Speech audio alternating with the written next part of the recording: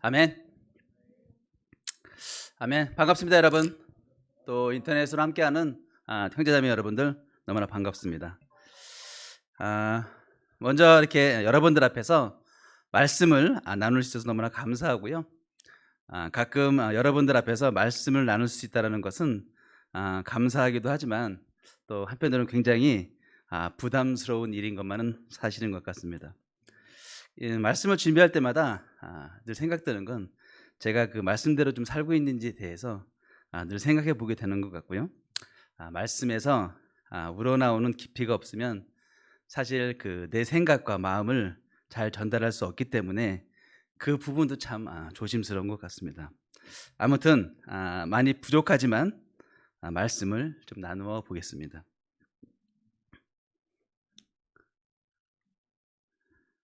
아멘. 자, 여러분, 우리가 영적이다라는 게 무엇일까요? 영적이다. 혹시 생각해 보신 적 있습니까? 영적이다. 왜 우리 저 사람 되게 영적인 것 같아, 그렇게 이야기 많이 하지 않습니까? 우리가 그 형제 자매들 격려드리고 이제 칭찬할 때 많은 말들을 이렇게 나누긴 하는데요. 너는 영적이야, 이렇게 나눠주면 굉장히 기쁘지 않을 것 같나요? 제가 이런 거 잘 안 하는데 그 옆에 있는 분한테 당신 영적이야 한번 좀 나눠줘 보시면 어떻겠습니까?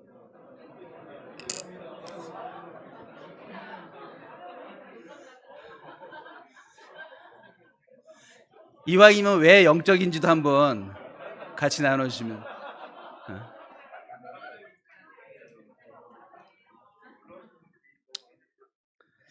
어. 그래도 이왕이면 그 하느님을 믿는 그 신앙인인데 그 영적이다는 그 소리를 들으면 기분은 좋은 것 같습니다.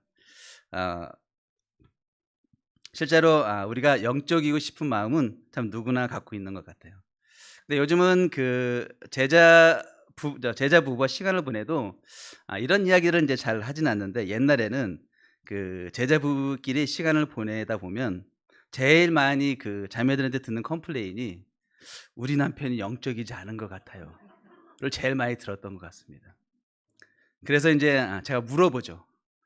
"어떤 것이 그러면 영적인 것이니?" 물어보면 뭐 항상 뭐 성경을 보고 가족을 말씀대로 잘 인도하고 뭐 이런 것이 이제 영적이라고 이제 이야기를 합니다. 그러고 보니 저도 세례받은 지 얼마 안 됐을 때 저희 그 DP 관계였던 그 부부와 시간을 보내면 매번 아내가 인제 저희 디사플러한테 이제 이야기를 합니다. "남편이 성경을 뭐 잘 안 읽어요. 뭐 화를 잘 내는 것 같아요. 그다음에 뭐 제자 같지 않아요." 라고 뭐 이렇게 고발을 참 많이 당했던 것 같습니다. 김소연 자매, 저 그때 상처 많이 받았습니다. 제가 얘기를 안 해서 그렇지. 우리가 그 영적이다 또 아니다를 또 뭔가 했냐 안 했냐로 이렇게 판단한다면 참 문제가 많이 생기는 것 같습니다. 하나하나 제가 직접 이제 확인해야 되고요. 내가 원하는 기준대로 했는지 안 했는지 언제나 상대방을 감시하지 않으면 안 되는 상황이 되기 때문이죠. 제가 했냐 안 했냐를 기준을 들여다보는 순간 또 상대방에 대한 믿음도 사라지고 주님이 인도하는 길이 아닌 길로 이제 가게 되는 것 같습니다. 그리고 제가 누가 영적이다 아니다를 판단하는 순간 영적인 것이 아니라 인간적으로 상대방을 정죄할 수 있는 가오를 범할 수 있는 것 같습니다. 결국 그 저희들이 영적이다 아니다를 이야기하기보단 우리들이 하느님 관계에 어떤 것인지 더 중요한 것 같습니다. 그 요한복음 4장 24절에 보면은 이야기합니다. 하느님은 영이시다고 이야기합니다. 또한 요한일서 4장 13절에 보면은 자기 영을, 하느님께서는 자기 영을 우리에게 나누어 주셨다고까지 이야기를 하고 있습니다.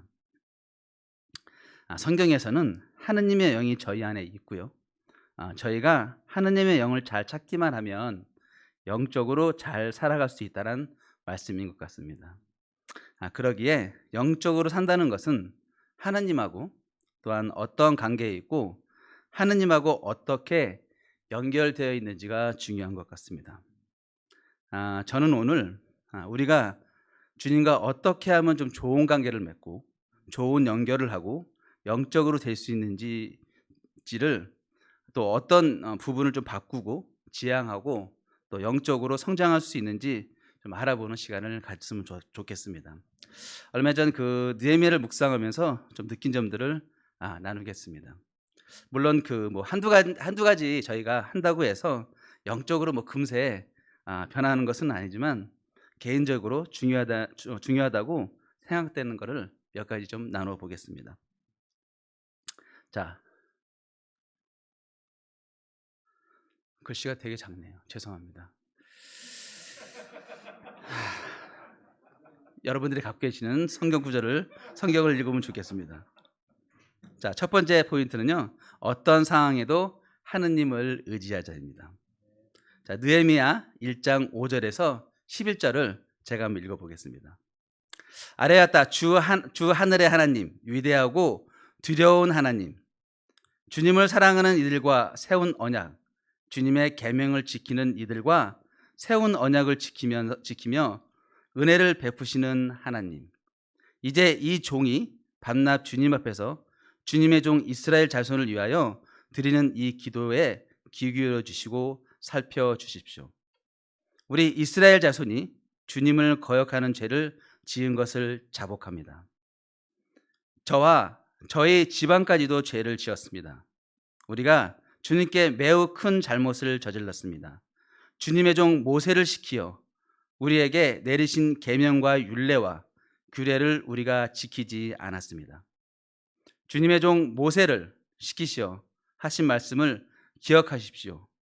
우리가 죄를 지으면 주님께서 우리를 여러 나라에 흩어버리겠지만, 우리가 주님께로 돌아와서 주님의 계명을 지키고 실천하면 쫓겨난 우리가 하늘 끝까지 가 있을지라도 주님께서 거기에서 우리를 한데 모아서 주님의 이름을 두려고 택한 곳으로 돌아가게 하겠다고 하신 그 말씀을 이제 기억하게 하여 주십시오.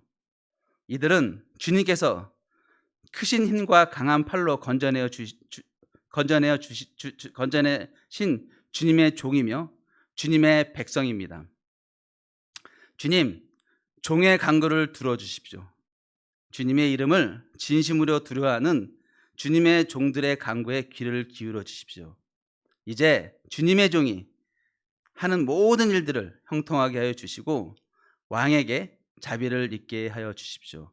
그때 나는 왕에게 술잔을 받들어 올리는 일을 맡아 보고 있었다. 아멘. 그 느헤미야의 마음은 항상 그 예루살렘에 있었습니다. 느헤미야는 페르시아 왕의 술 관리를 따르는 시종이었습니다. 아시다시피 술을 따르는 사람이었고 고관이라는 직책을 받을 만큼 왕의 큰 신임을 받았습니다.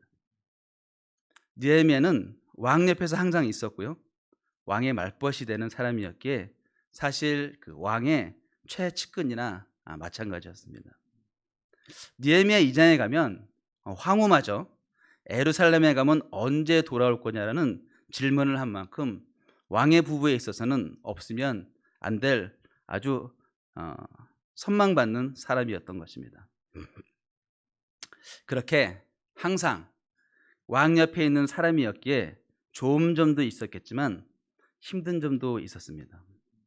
그것은 항상 왕의 옆에 있다 보니 너무나 많은 정보들과 이야기들, 소문들을 가장 빠르게 들었을 것입니다. 얼마나 많은 신하들과 또 전령들이 왕에게 소식을 전했겠습니까? 예루살렘의 소식뿐만 아니라 아마 거의 세상 만세의 모든 소식과 소문을 가장 빨리 접했을 것입니다.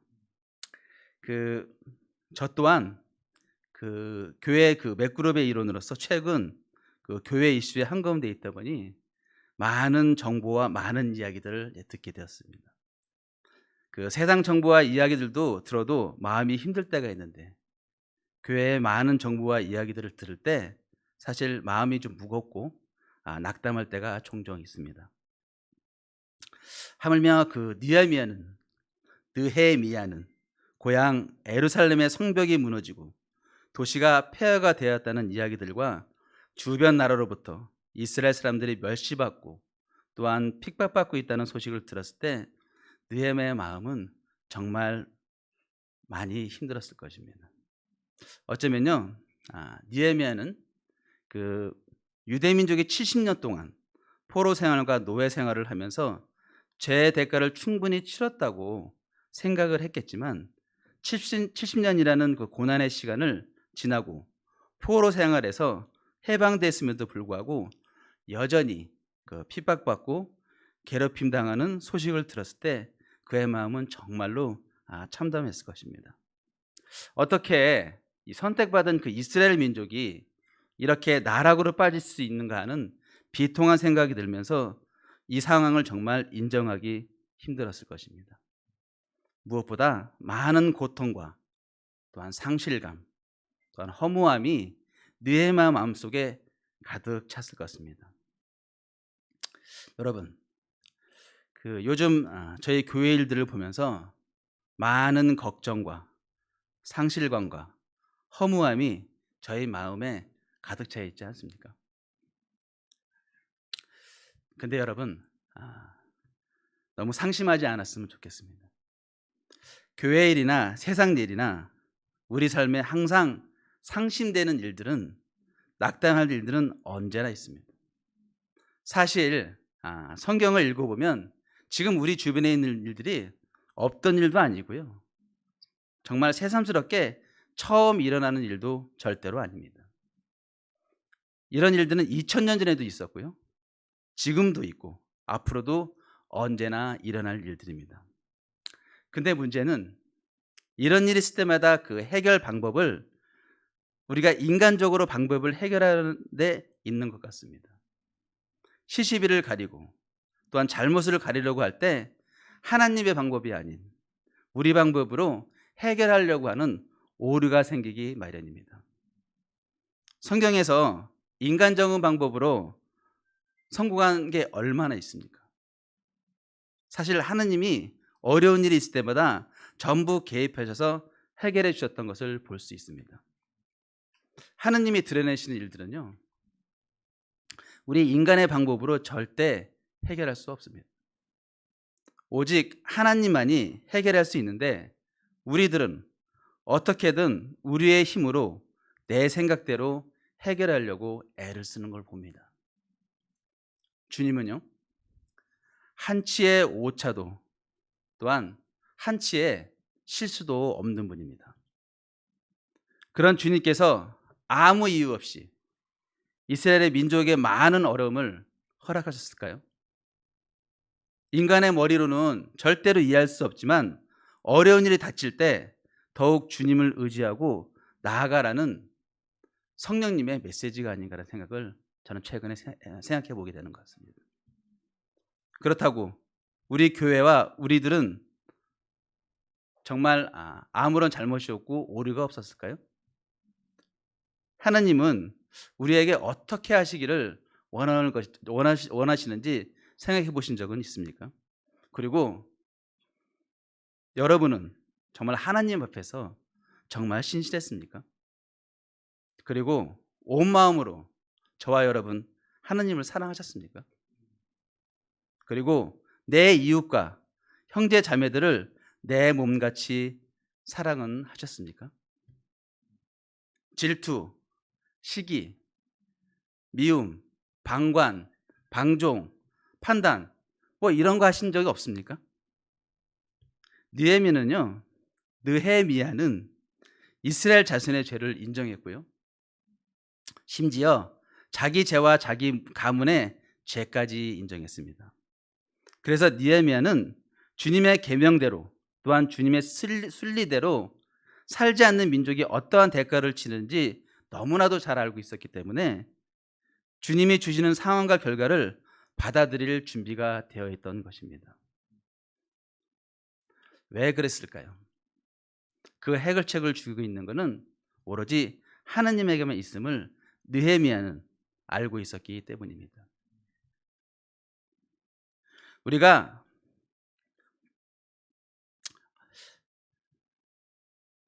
하나님의 계명 또한 하나님의 순리대로 저희가 살지 않는 것도 잘못이지만 하나님이 보여주시는 상황과 또한 결과를 인정하지 못하는 것도 큰 잘못임을 저는 깨닫습니다. 그 뜻을 헤아리기 위해선 다른 사람과 또 다른 교회를 보는 것이 아니라 그냥 자기 자신만, 우리들만 보아야 하겠습니다. 남이 아닌 자기의 죄와 부족함만 보지 않으면 우리는 계속 주님이 주시는 상황과 결과를 인정하지 못하게 될 것입니다. 그래서 내가 어떻게 하려는 것이 아니라 내가 어떻게 하려고 많은 말을 하고 많은 실수들을 저희가 하는 것을 보게 되는 것 같습니다. 여러분, 우리가 영적으로 살아간다는 것은 이 느헤미야처럼 내가 어떠한 상황에 있을지라도 주님이 허락하는 모든 결과를 인정하고 주님을 믿고 따라가는 삶이 저는 진정한 영적인 삶이라고, 또한 신앙인으로서 올바른 길이라고 저는 생각을 합니다. 우리가 아무리 제자로 살아가지만 주님은 계속해서 우리에게 많은 상황과 결과를 허락하실 것입니다. 그것은 어쩔 때는 힘들고요, 또 내가 원치 않은 상황도 될 수도 있고, 어쩔 때는 기쁘고 감사한 때로도 있을 겁니다. 때로는요, 정말 이해가 안 가는 상황과 전혀 예상치 못한 결과도 맞이할 거라고 생각이 됩니다. 얼마 전 체육대회로 우리의 참담한 결과를 절실하게 느끼지 않았습니까?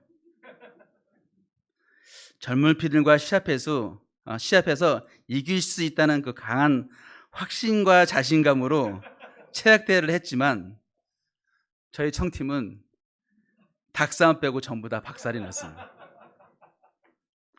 국제부 형제들이 사실 닭싸움을 하는 요령이 없어서 진 것이지 힘으로만 했다면 아마 저희도 지고 말았을 겁니다. 저는 그렇게 말씀으로 겸손해지지 않는 사람들이 체육대회 후 저들 겸손해진 것을 보게 됐습니다. 그리고 깨달았죠. 다시는 젊은 피와 정면 대결하면 안 된다라는 것을 너무나 깨달았던 것 같습니다. 우리의 삶이라는 것이 주님이 우리 육신에게 생명을 불어넣어 주셨다가 그렇게 잘 영위하고 살다가 때가 되면 주님께서 그 코끝에 숨결을 다시 거둘 때까지가 저희들의 삶입니다. 우리를 살게도 하시고 또한 죽게도 하시는 하나님을 인정하고 그분의 뜻을 따르며 순종하는 삶이야말로 우리가 죽을 때까지 나아갈 길인 것 같습니다. 그럼에도 불구하고 여전히 저희 마음이 편치 않고 또한 복잡할 때 오늘 느헤미야처럼 저와 여러분 기도의 자리에 한 번 더 나가면 좋겠습니다. 우리가 지금도 또 앞으로도 또한 주님의 뜻과 길을 묻고 찾아가면서 주님이 주시는 결과를 기다리는 순종하는 저와 여러분이 되었으면 너무나 좋겠습니다. 아멘. 자, 두 번째입니다. 이건 좀 크네요, 글씨가. 두 번째 포인트는요, 싸움의 대상은 사탄임을 잊지 말자입니다.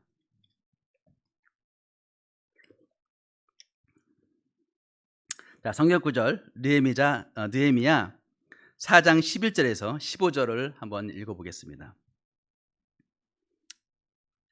한편 우리의 원수들은 쥐도 새도 모르게 쳐들어와서 우리를 죽여서 일을 못하게 하려고 계획하고 있었다. 그들이 가까이서 사는 유다 사람들이 우리에게 올라와서 그들이 사방에서 우리를 치려고 한다고 10번이나 일러주었다. 그래서 나는 백성 가운데서 얼마를 가문별로 칼과 창과 활로 무장시켜서 성벽 뒤에 낮은 빈터에 배치하였다. 백성이 두려워하는 것을 보고 나는 귀족들과 관리들과 그 밖의 백성들을 격려하였다. 그들을 두려워하지 말아라. 위대하고 두려운 주님을 기억하고 형제자매와 자식과 아내와 가정을 지켜야 하니 싸워라. 드디어 우리의 원수들은 자기들의 음모가 우리에게 새나갔다는 것을 알게 되었다. 하나님이 그들의 음모를 헛되게 하셨으므로 우리는 모든 성벽으로 돌아와서 저마다 하던 일을 계속하였다. 아멘.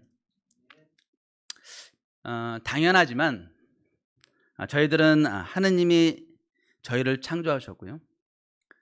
육신의 부모님을 통해 주님이 뜻하신 바로 인해서 이 땅에 오게 돼서 지금까지 잘 살고 있습니다. 근데 우리는 우리의 의지와 상관없이요.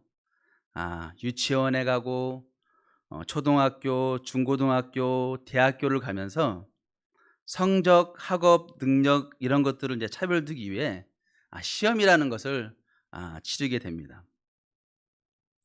그러면서 그 시험을 잘 치러야 하니 매일 이제 공부를 하면서 이제 성적이라는 것과 치열한 싸움을 이제 하게 됩니다. 저는 젊은 시절 야구 선수였기 때문에 어떻게 하든 상대방을 이기기 위해서 항상 잘 싸울 수 있는 방법만 좀 배워왔던 것 같습니다. 심지어요, 대한민국 남성들은 이제 군대에 가서 나라를 지키라고 이제 전문적으로 나라가 돈 대주면서 잘 싸우는 법을 이제 가르쳐 줍니다. 어른이 되니 이제 세상사와 많이 싸우고요. 이제는 신앙인이 되니까 영적인 싸움이라는 걸 또 이제 하게 되는 것 같습니다. 그러고 보니 저희들은 줄곧 태어나서 대하생만 바꿀 뿐이지 열심히 싸우는 것만 배우고 있는 것 같습니다. 근데 하나님을 믿게 되어서 영적인 싸움을 하다 보니까 이 싸움보다 더 어려운 싸움은 세상에는 없는 것 같습니다. 일단 이 영적인 싸움은요, 적이 눈에 보이지가 않습니다. 늘상 보이는 상대만 하다가 늘상 상대가 보이는 싸움만 하다가 이 눈에 보이지 않는 적과 싸움을 해야 하니 일단 좀 쉽지 않은 것 같습니다. 거기다가요, 가끔 싸워야 하는 대상이 불분명할 때가 있습니다. 마치 레이더에 잡히지 않는 스텔기와 싸우는 느낌이 아닐까 생각이 됩니다. 큰 스텔기는 레이더에 날아다니는 새 크기로밖에 안 잡힌다고 하니까 참 격추하기가 너무나 어려운 것이죠. 느헤미야는 왕의 허가를 얻어 예루살렘으로 돌아왔을 때 살아있는 짐승은 자기가 타고 있는 말뿐이라고 할 만큼 황량하고 비참한 광경들 뿐이었습니다. 심지어 성벽을 재건하는 반대의 무리들의 공격과 비난은 예상보다 강력했던 것 같습니다. 하지만 느헤미야는 누구와 왜 싸워야 되는지에 대한 목표와 대상이 너무나도 뚜렷했습니다. 느헤미야는 백성들과 싸우는 것이 아님을 알고 있었습니다. 그리고 정말 무서워하고 두려워할 존재가 하느님임을 명백히 알고 있었습니다. 우리는 가끔 싸워야 할 대상이 아닌 대상과 싸울 때가 있는 것 같습니다. 그것이 눈에 보이는 사람일 때가 대부분이긴 한데요. 안타깝게도 우리의 가족과 형제자매들과 싸울 대상일 때가 종종 있는 것 같습니다. 지금 여러분, 우리가 싸워야 할 대상이 사람이겠습니까? 형제자매입니까? 지금 우리가 그리고 앞으로도 싸워야 할 대상은 사람이 아니라 바로 사탄입니다. 사탄은 우리와 하느님을 이간질하고 또한 멀어지게 하고 서로 판단하게 하고 또한 불신하게도 합니다. 우리의 영적 성벽을 무너뜨리려고 하는 사탄과 싸워야지 왜 우리가 서로를 바라보고 있는지 물어보고 싶습니다. 사탄은 오랜 시절부터요, 우리를 끊임없이 고소하고 있고, 그래서 서로를 고소하게 하고 손가락질하게 하고 서로를 갈라지게 하고 분열시킵니다. 사탄의 계략은요, 옛날이나 지금이나 늘 한결같습니다. 우리는 사탄과 영적으로 싸워야 이겨야 합니다. 사탄은 교묘하게 우리를, 저와 하나님, 그 다음에 저와 교회를 떨어뜨리기 위해 여러 가지 수단과 방법을 가리지 않을 것입니다. 때로는 그렇게 아까 말씀드렸듯이 스텔기처럼 어느 틈엔가 저희 마음속에 다가와서 우리의 마음과 생각을 흔들고 우리의 중심을 흔들어 놓을 것입니다. 하물며 우리가 누구와 싸우는지, 왜 싸우는지도 모른다면 이 싸움은 이기기도 어려울 뿐더러 우리는 얼마 못 가서 지치고 말 것입니다. 영적인 싸움은 우리가 하나님 앞에 갈 때까지 계속 싸워야 되는 긴 여정입니다. 오늘 우리에게 느헤미야는 말하고 있습니다. 형제, 자매, 아내와 가족을 위해 영적 싸움을 하라고 이야기하고 있습니다. 서로를 지키기 위한 영적 싸움이지 서로를 해치고 싸우는 싸움이 아닌 것입니다. 다시 한번 말씀드리지만 우리의 적은 우리의 성벽 재건을 방해하는 사탄과 싸워야 합니다. 그리고요, 무엇보다 우리들 자신들을 위해서 또한 영적 싸움을 멈추지 말아야 됩니다. 지속적으로 저희가 싸워보고요, 또한 부딪혀보면서 우리가 사탄과 잘 싸우는 법을 터득해야 합니다. 우리가 평생 싸워야 할 대상이기 때문에 저와 여러분들은 너무나 잘하실 거라고 믿습니다. 서두에 말씀드렸듯이 여러분들은 평생 싸움만 해오신 싸움의 고수들이십니다. 저는 그 아들과 많이 부딪혀 보니까요, 아들을 건드리면 안 되는 때가 있습니다. 깊이 자고 있는데 깨우면 안 되는 때에 깨우는 것하고요, 그 다음에 게임에 열중할 때 절대로 건드리면 안 됩니다. 잘 때는요, 침대와 열심히 싸우고 있고요, 그 다음에 게임 중에는 가상의 적을 죽이느라고 열심히 싸우고 있더라고요.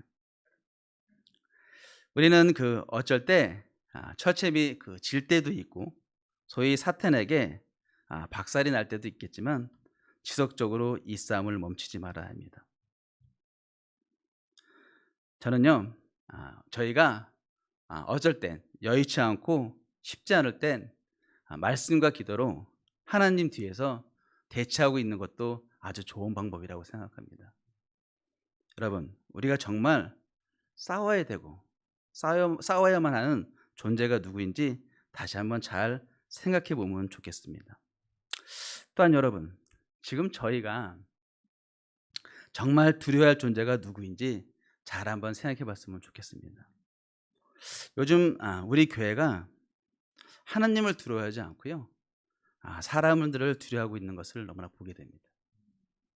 그것도 많은 사람이 전해주는 말, 많은 사람이 전해주는 메시지를 더 귀담아 듣고 영향을 받는 것 같습니다. 교회 안에서 많은 정보들이 생겨납니다. 많은 편지, 많은 카톡, 전부 다 이제 컴플레인일 텐데요. 저는 그런 편지나 카톡이나 문자를 보면서 하나의 공통적으로 이제 보게 되는 것 같습니다. 그것은 우리가 뭔가 많이 부족하다는 얘기입니다. 연합이 부족하고 뭔가 합의가 부족하고 또한 대화가 부족하고 하여튼 뭔가가 다 많이 부족하다라는 것입니다. 자, 그래서 이제 어떡합니까? 우리들이 그것을 채워나가자는 이야기 아닌가요? 우리가 우리의 손으로 우리의 방법으로 채우면 여러분 만족하실 수 있겠습니까? 여러분 성경을 보셔서 잘 아시지만 주님이 채워주시는 것도 만족 못하는 우리들이 우리의 힘으로 우리의 방법으로 채운다고 그것을 만족하겠습니까? 전 아니라고 봅니다. 성경의 역사가 그걸 말해주고 있습니다. 저희 영적인 삶의 부족한 부분을 우리 스스로 채울 수 있는 것은 절대로 아닙니다. 그것은 오로지 하느님만이 채워주실 수 있는 것입니다. 하느님이 영적으로 부분적으로 채워주실 것을 믿고 소망하고 한 발 한 발 나가는 그 시간을 또한 기다리고 인내하는 것이 소위 우리가 이야기하는 믿음이라고 저는 생각을 합니다. 우리의 필요를 다하시는 주님께 다가가기만 한다면 주님이 부족한 것을 채워주실 겁니다. 아멘. 잘못된 부분 또한 주님께서 드러내셔서 다 정리해 주시고 인도해 주실 것을 믿으면 좋겠습니다. 여러분, 우리 모두 하느님을 신뢰하면 좋겠습니다.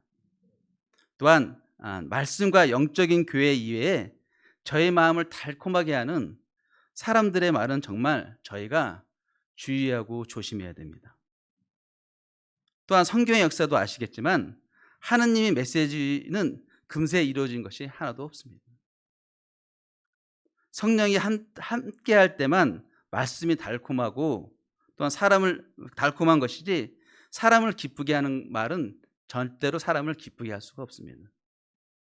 사탄은 지속적으로 하느님이 아닌 사람들의 주는 말과 메시지를 집중하도록 하게 할 것입니다. 그래서 결국 하느님이 아닌 사람들이 주는 말과 메시지를 따르도록 할 것입니다. 교회 안에 많은 혼란의 소리가 있을 때 오로지 여러분, 저희가 성령의 목소리만 따르는 형제자매가 너무나 되기를 간절히 소망합니다.